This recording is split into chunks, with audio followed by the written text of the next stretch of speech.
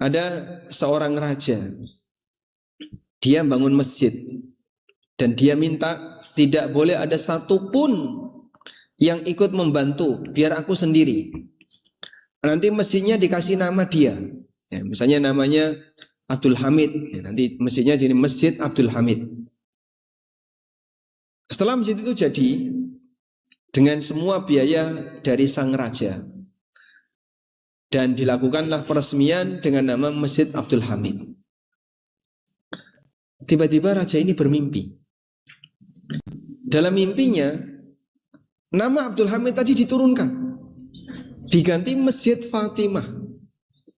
Loh, kok nama saya dihilangkan? Malah diganti dengan nama yang lain. Kaget beliau. Akhirnya terbangun.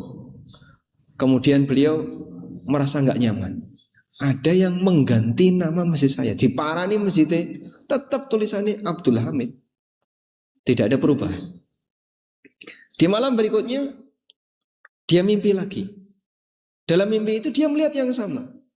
Nama Abdul Hamid dicopot, diganti Masjid Fatimah.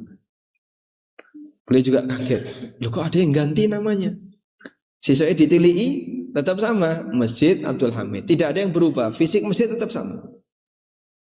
Sampai kalau nggak salah ketiga kalinya beliau mimpi yang sama. Terus beliau mulai sadar, ini jangan-jangan peringatan. Bukan karena ada orang yang mau berbuat dolim lalu ganti nama masjidnya, tapi ini peringatan yang diberikan oleh Allah untuk dia. Akhirnya dia cari, ada nggak ibu yang namanya Fatimah di sekitar masjid itu. Dicari, ketemu. Ternyata ibu yang bernama Fatimah itu punya tanah di sebelah masjid, kepapras oleh masjid. Beliau wanita yang bukan wanita kaya, tidak punya status sosial, rakyat jelata, orang miskin. Tapi orang ini mungkin menghibahkan tanahnya dengan lebih ikhlas dibandingkan sang raja yang sudah nyumbang tanah paling luas, bangunannya utuh, biaya dari pribadi dia, cuman pengen namanya terpampang di sana. Maka amalnya Bu Fatimah lebih diakui oleh Allah daripada amalnya Pak Abdul Hamid, karena dia ingin membesarkan dirinya. Makanya kalau orang itu beramal, kita memberi manfaat bagi orang lain, bukan dalam rangka untuk nyari pengakuan dari orang, tapi tujuannya adalah dalam rangka untuk mencari ridha Allah Subhanahu wa ta'ala. Sudahlah, nama kita nggak ada di papan saat ditulis ketika korban. Kok jenengku ra ono ya Pak? Wong aku melu nyumbang sapi kok. Kira-kira tanya nggak? Ya? Mungkin kan dia nggak terima. Kenapa nama saya nggak ada? Wong aku ikut nyumbang. Yang lain ditulis, kok jenengku ra ono ditulis.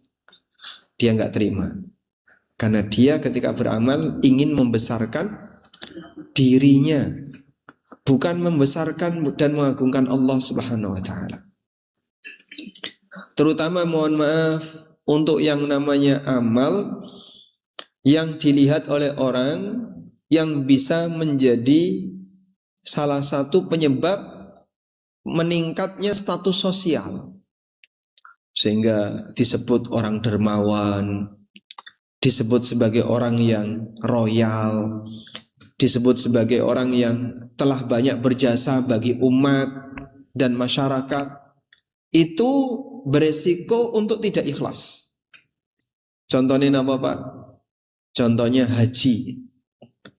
Makanya orang kalau berhaji kok tidak dikasih label H,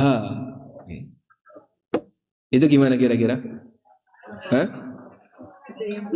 Banyak yang protes, nggak terima dia.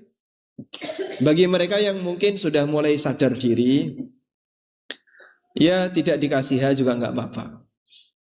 Karena saya tidak berharap gelar H. Saya adalah orang yang selalu bahagia, sehingga banyak ha.